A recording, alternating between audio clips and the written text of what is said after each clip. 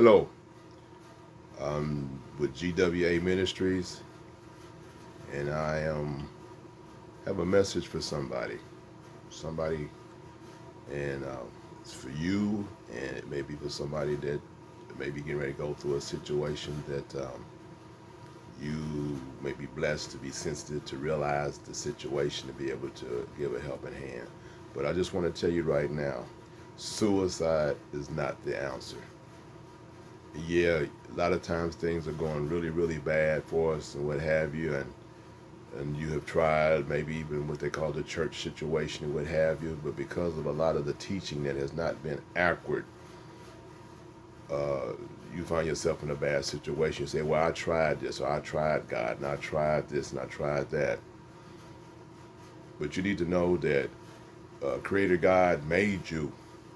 You have purpose. I don't care how bad things are or how bad you've messed them up.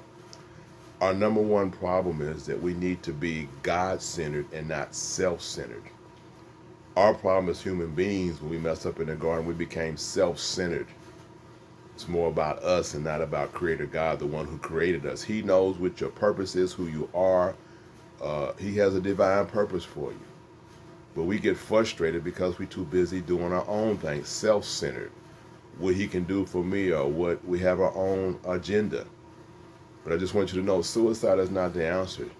You need to look back to your Creator, not through religion or not through what you've been experiencing. It's about one on one. He's right there. Every breath that you take is coming directly from Him. He's there. He's omnipresent. He is omnipotent. He has all power. He's omnipresent. He fills all time and space. He's not limited by time and space.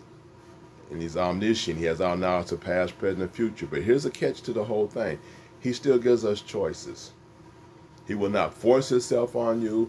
He lets us know in His instruction manual, which is the Holy Bible. He left us a manual, instructions. If you check it out, you'll find out that it is dead accurate. Sometimes the problem is we don't understand it, so therefore we assume that it's not correct. Have you ever been wrong before? Thought you was right? Arguing, what have you, and thought you was right and found out you was wrong? Hey, this is way deeper. God's thoughts and His ways are so much higher than our ways and His thoughts and our thoughts. He'll tell you that in Isaiah the 58th chapter, around the 8th and 9th verse.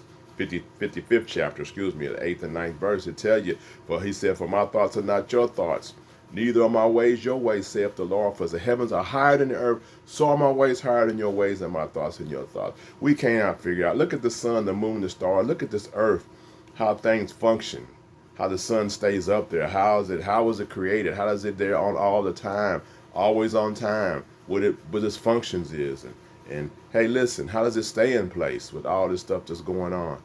So I need you to be encouraged. Suicide is not the answer. And for those of you right now that are hearing this, that are not at that state of suicide, you can be on that course and don't know it, because as long as we continue to try to figure this thing out and try to do things on self-centeredness rather than Creator God-centeredness, seek Him while you have this opportunity. The whole thing was giving us an opportunity to choose. And sometimes we have done so many made so many mistakes, we get frustrated.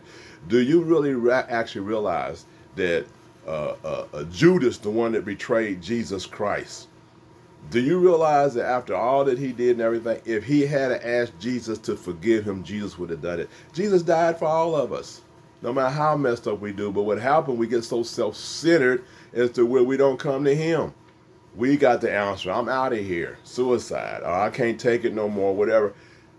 He don't force Himself. He's there. You'll find His instruction manual that He'll tell you that He'll never leave you nor forsake you. But it's still your choice, whether you allow Him to help you or not, deliver you or not. He has a divine, I don't care how messed up things are. It doesn't matter how much you try. He is God. He tell you in the instruction manual, tell you that He's a very present help in the time of trouble. In our weakness, His strength is made perfect. You know that why? Because when we're so weak that we can't, we through, then when we lean to Him, He can help us more. The more we depend on Him and turn over to Him, the more perfect the more He can flow, because He will not wrestle against you. We have a will. He gave it to us, and it's our choice. That's why I said, whosoever will, let him come. Can't nothing stop you if you will. If you really honestly holler out to him, cry out to him, he's there. He'll let you know. He said he'll never leave us or forsake us. He even got that in the manual where it tells us that uh, you'll find in Hebrews the 13th chapter, the 5th verse, where he let us know he'll never leave us or forsake. He can't. He's omnipresent. But it's our choice on whether we allow him to help us or not. This is going to be real short today. Usually I try to do about 31 minutes, but I'm going to try to cut this up down to about 15 minutes or so because I just need to get a point. Suicide is not the answer. Quit trying to do it your own way. Quit trying to do it the religious way. Find out what God is saying for you. He got the instruction manual. It's accurate. But he understands it doesn't matter how much you know. All you need to know is that he loves you. He sent his son Jesus Christ to die for you. He know we're going to make mistakes and mess up. That's why he's there to help you. He's on the instruction manual. The Holy Spirit, he's there to help you. So I want to encourage you. Suicide is not the answer.